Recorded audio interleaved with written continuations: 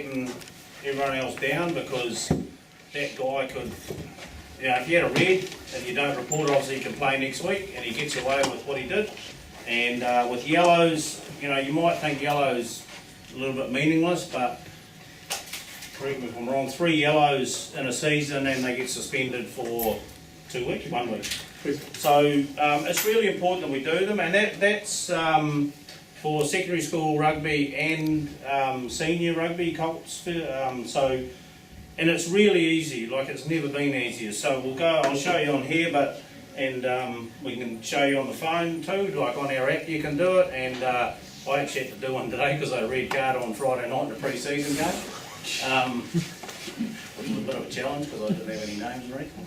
But so it's really easy. It literally took me, I'm going to say less than 5 minutes, and it would have been well less than 5 minutes to do it. So, you know, do it straight after the game. I'm sure in the changing room we've all got a device in the changing room, and if you haven't got one, probably your AR or your coach or someone there is going to have one. So jump on the app. If you do it, honestly, before you have a shower or after you have a shower, it's literally going to take you 5 minutes, provided you've got the information. So let's just have a look at it. So if you go on to this, we'll do it on here and I'll show you on the phone, but it's pretty much exactly the same. Well, it is the same actually. So you'll see this is on the home page, so you don't even have to click into a page. It's the first thing that will come up. So click on reporting. If you then we'll click on red card. So it comes up now. There's a whole lot of stuff on here. If we scroll down, it's pretty much all got an asterisk. If you don't fill it out, it won't let you submit it. And I tried that today because I didn't know the name of the player. And it kicked me out, or it didn't kick me out, it just said can't submit it. It comes up with a little red box around it. So I just used Mr. John Doe. So if we just run down it, so the first thing you do is if you're so in the old paper ones you had a referee one or an AR one, if you the AR and recommended a red or yellow. So here you choose what you were, so the referee, put in your name, the players union, 99 times out of 100 unless you're on interchange it's going to be Hawke's Bay. The player number, 10, that's come up because that's the guy I red carded. Should read your report as a model. I can't because it's gone. Good point though. Actually I probably could find it. It wasn't a good one because I didn't have information. The Players New Zealand rugby number, we're never going to know that. Well, it would highly unlikely, so you don't have to put that in. Position, it's drop down, so you just got to choose. Probably most likely going to be, if it was Rito, it'd be the flanker, or he's an open side, I think. Players grade.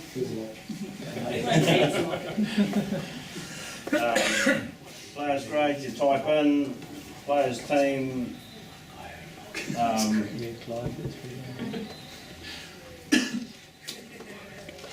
So officials' names, so just remember that's actually, if you're the AR, it's still your name, not the referee's name.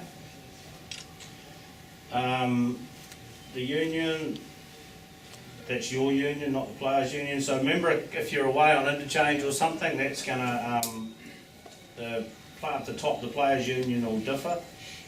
The venue, the date you pick.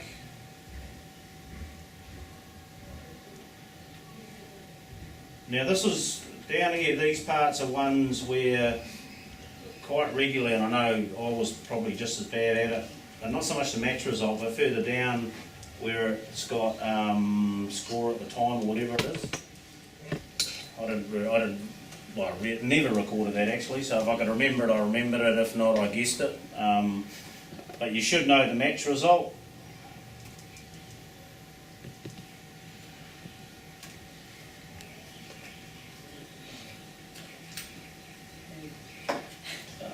Opposition. So the infringement of, this is quite a good one actually, because remember you used to have to get out and look up and find the law. So this one gives you to choose from. so you can find the law. You don't even need the law book handy. You can just scroll down all those laws and find the one that it applies to. So that's a really good feature, I reckon. The nature of the offence. Oh, we'll put on that. That's the one from Friday night. Put in the half. So that this elapsed time in the half. Sometimes that's hard, like I say. So you can.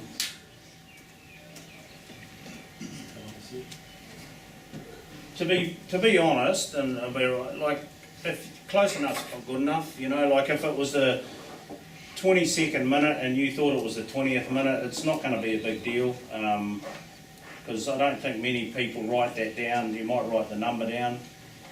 Proximity to the incident. So for those that haven't done this before, that means how close you were. So again, you're not going to have a tape measure. So you're going to say I was 2 metres or I was 5 metres. Well, some of you like Rito might have been 15 metres if you're taking the fat man's track. But, score at the time, 20-12.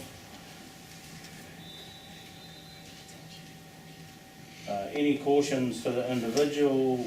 No. Any cautions in general? No.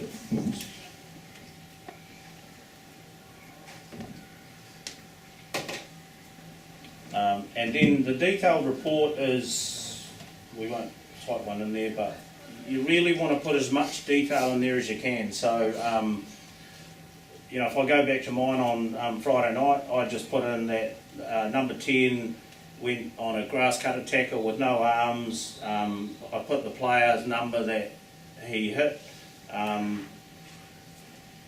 What I didn't put, and I don't recommend it, but everyone's different, is that it was a serious injury came from it and he was taken off the field, and I don't believe that should actually go into the report because he could have just as easily got injured in another part of the game. The key is what the offence was. So the simple thing was that it was a dangerous tackle with no arms into the shins and dislocated the guy's kneecap. And so they say detailed report, but it just needs to be precise. So don't get into the mindset that I need to write an essay. If you want to write an essay, that's fine, as long as it's accurate. But all you need is a detail. So if it's one line and that's the detail, like from mine again on Friday night, it was literally one line because that was a detail.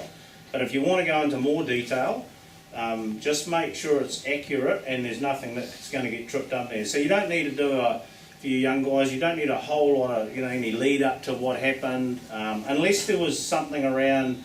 You might say if, for instance, if had any cautions been issued to the individual, if I had to put yes there or you put yes, you might then say in the 15th minute, player number 10 made a dangerous tackle and I cautioned him, and then subsequently in the 42nd minute he made this dangerous tackle, blah blah blah. So there is some lead up to that if he had been cautioned, and you can put that in there. Again, it's not absolutely necessary. I mean, it won't matter in terms of what happens because those questions can be asked in the judicial. But yeah, it's just about being precise. So if we just put something in there.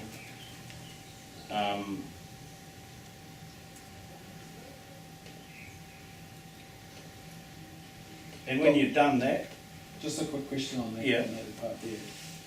If that guy hadn't dislocated his knee, would you still have given him a red card? Yeah.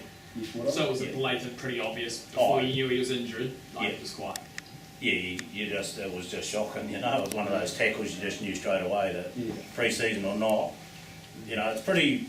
I don't know about you guys, but for me doing pre-season, I don't want to throw cards around. You try and manage your way through it, but there was no option. No, why I asked that is if it wasn't a red card, if he hadn't dislocated his leg, then that part where you said I didn't put him because he dislocated his knee, or what happened to the player, that could be significant to your red card. Yeah, but for me, I don't take what's happened, the consequence as part of it. Yeah. Like, the tackle was a red card tackle, whether he was injured or not.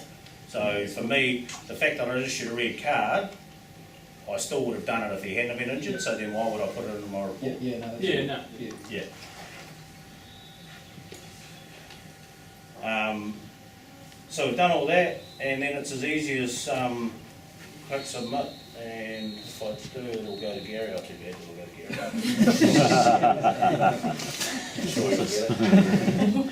And you'll get it, yeah. And so that form will now, you'll get an email of a copy of your report. So all that information you put in there will probably come into my email already. It come pretty quick when I did it today. Oh no. But yeah, it comes pretty quickly, and basically in your email, I know you won't be able to see it, but all the information down there is exactly basically a copy of that form that you did online. So yeah, really simple. It's really good. I mean, I know, I think we all had a view that the paper was a pain in the arse. You had to find a copy, print it out.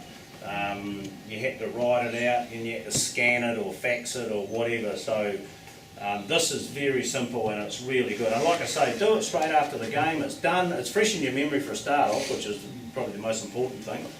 But then you're done, you can go and enjoy your beer. You don't get up on Sunday morning and think, holy shit, I must do that report. And then on Monday morning you get to work, holy shit, I must do that report. And then you get groovy ringing you, when are you going to send that report? So just do it and it's done. And the same on the phone is, so has everyone got our app? Yep, so it's the Sporting New Zealand app, and it'll have the referee. You can put as many, Sarah, correct me if I'm wrong here, but with the Sporty app you can actually put as many sites on there as you want. But so if you went on to there, I've only got Hawke's Bay, but you could have a whole list of sites you got on there. So then you just click on website, and it'll actually come up with that front page. And if you scroll down, once it's got to readjust itself for the phone, but sooner or later it'll come up. There. So there's that front page, and you just go down to reports, click on report, and it's all exactly the same. So you can just go through that. Like I say, after the game in the changing room, I'm sure you'll all have your devices in there, especially your young ones. You're probably on them during the game. So any questions on that? It's pretty simple, and I think this process has made it even simpler, and the fact you can just jump on your phone is brilliant. So any questions around reports? Did you say that's for schoolboys as well now, John? Yeah. So it wasn't 4-8, but it is this year? No, yeah, it is now. So it's a little bit trickier, well not trickier, but the complication with schoolboy rugby is a lot of teams, particularly at the lower level, a lot of teams don't have any numbers on their back. So you've got to actually chase the coach or the manager after the game and just trust that they'll give you a name, and because you won't have a number. So you need to get that, and even if you have got a number, like some teams do have numbers, you'll still have to go and search the name out. If They won't be doing team sheets or anything. no, but if they do, well actually I'm not sure. This is going to extend to secondary school? They're wanting all grades to use the app, which effectively means that all grades will be using team sheets and submitting team sheets. Canterbury Rugby rolled it out last year, and they rolled it out from under 5s right through to their premiers, and every single team was submitting team sheets through the app, and every single ref was using the app. Oh, so a bit of luck they will. But if you don't, for whatever reason, and even at senior level, for whatever reason, if you don't get a name, but you've got the number, like I didn't have the name for Friday night, so you have to put a name in there. Just put name unknown, and it's ultimately like if they took off without you seeing the team sheet, or so you just couldn't get the name, but you had the number. Put that down as name unknown, and even put in there manager left or something, because it doesn't recognise that it's not a name. It's just got to have something in there. And the responsibility is on the club or the school to come up with a name. So Gary would simply go to them and say, you've got to give us a name, and it's up to them. So it's not, if you turn around and the teams are gone or the manager's gone, don't think, oh shit, I'm buggered, I can't do the report. You just put in, where it says name, just put name unknown in both fields. So first name and surname, just put unknown or name unknown, and then Gary will put it back on the club or the school to find out who that is. Yep. All good? Cool. All Thank you, yours. sir. Well, yes, Fantastic.